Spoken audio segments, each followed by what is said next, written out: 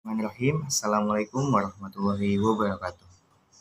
Halo teman-teman semuanya, perkenalkan nama saya Muhammad Difar Rizky Ramadan, mahasiswa Institut Agama Islam Tazkiyah, Prodi Komunikasi Penyiaran Islam, dengan NIM 2310409042. Nah, jadi gini teman-teman, pada video kali ini saya akan membahas tentang salah satu masalah dalam hukum fikih, dalam ilmu fikih, yaitu fungsi ijtihad di masa kini. Apa sih fungsi ijtihad di masa kini itu dan bagaimana penjelasannya? Langsung berikut kita simak video berikut ini. Jadi sebelum itu, jangan lupa di like, komen, dan follow akun ini buat video-video ke depannya. Oke, jangan kemana-mana. Tetap.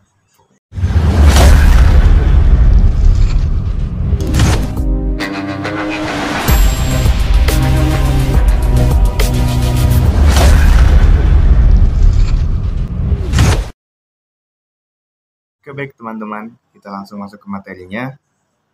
Ngomong-ngomongin masalah ijtihad, kita sebagai umat muslim tentunya udah nggak asing sih dengan kata ijtihad itu, tapi kebanyakan dari kita masih belum tahu apa sih arti dari nama ijtihad itu dan apa fungsinya dan apa kegunaannya untuk di masa sekarang yang serba modern gitu ya.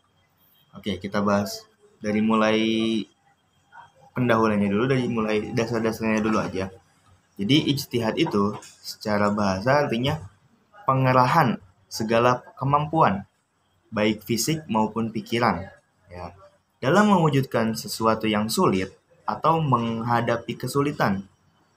Secara terminologi, ijtihad adalah proses penalaran hukum dan penafsiran teks-teks agama dalam Islam untuk mencapai pemahaman yang lebih luas dan memperoleh hukum-hukum syariat yang belum terdapat dalam nas Al-Quran maupun hadis.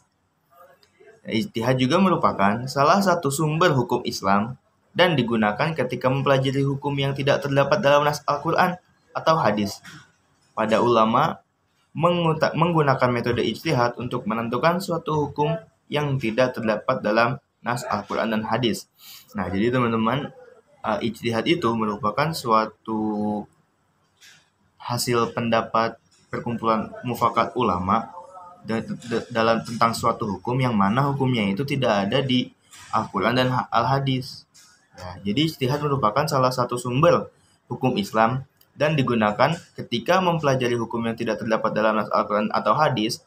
Para ulama menggunakan metode ijtihad, untuk menentukan suatu hukum yang tidak terdapat dalam nas Al-Quran dan Al-Hadis. Ijtihad juga memiliki fungsi dalam memenuhi ajaran-ajaran Islam yang sebelumnya diijtihadi oleh ulama-ulama terdahulu yang kemungkinan ada kesalahan menurut kondisi dan konteks zaman sekarang. Selain itu, ijtihad juga digunakan untuk menjawab permasalahan-permasalahan yang muncul dan hukumnya tidak terurai jelas dalam sumber hukum utama, yaitu Al-Quran dan Al-Hadis. Nah, jadi sumber hukum kita kan ada Al-Quran dan Al-Hadis. Nah, jika ada suatu masalah yang datang di zaman yang akan datang dan belum disebutkan di dalam Al-Quran dan Al-Hadis, maka ulama berpendapat, bermufakat, dan mereka bersepakat, dan itu dinamakan ijtihad. Kita lanjut. Dalam melakukan ijtihad, seorang ahli hukum Islam yang berkualifikasi untuk melakukannya disebut sebagai mujtahid. Nah, jadi para ulama-ulama yang bermufakat, para ulama yang berkumpul untuk merumuskan suatu hukum ini, itu disebut namanya seorang mujtahid. Dan ijtihad merupakan usaha yang dilakukan untuk mencapai suatu melalui pemikiran yang didasarkan oleh Al-Quran dan Al-Hadis. Nah, jadi meskipun para ulama berpendapat, bukan berarti dari individu mereka, tapi tetap berlandaskan Al-Quran dan Al-Hadis.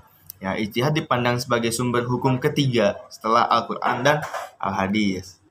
Nah, lalu apa sih fungsi ijtihad itu di masa kini?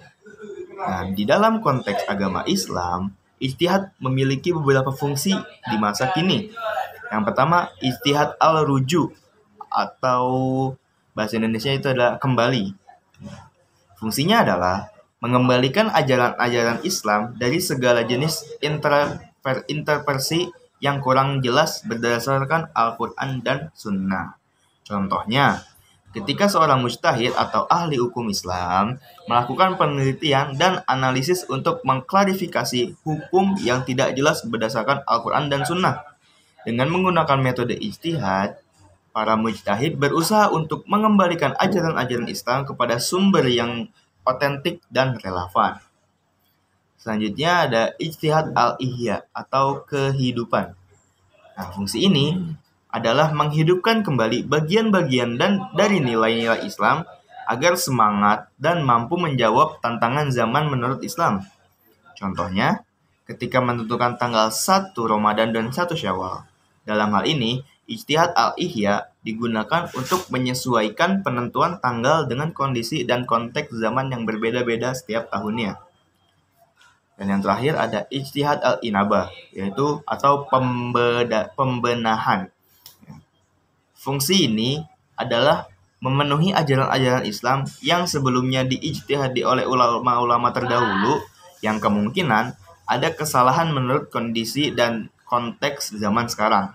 Contohnya, ketika ulama memperbaiki atau menyesuaikan ajaran Islam dengan perkembangan zaman, misalnya dalam menentukan tanggal awal bulan Ramadan atau Idul Fitri. Misalnya, ulama mengutamakan ijtihad al-inabah untuk memastikan bahwa penentuan tersebut sesuai dengan kondisi dan konteks zaman yang dihadapi saat ini. Nah, jadi kesimpulannya, fungsi ijtihad di masa kini adalah untuk mengembalikan ajaran-ajaran Islam kepada Al-Quran dan Sunnah, menghidupkan kembali nilai-nilai Islam agar mampu menjawab tantangan-tantangan zaman yang akan datang, memenuhi ajaran-ajaran Islam yang telah diijtihadi oleh ulama terdahulu dan sebagai sumber hukum Islam ketiga setelah Al-Quran dan Al-Hadis.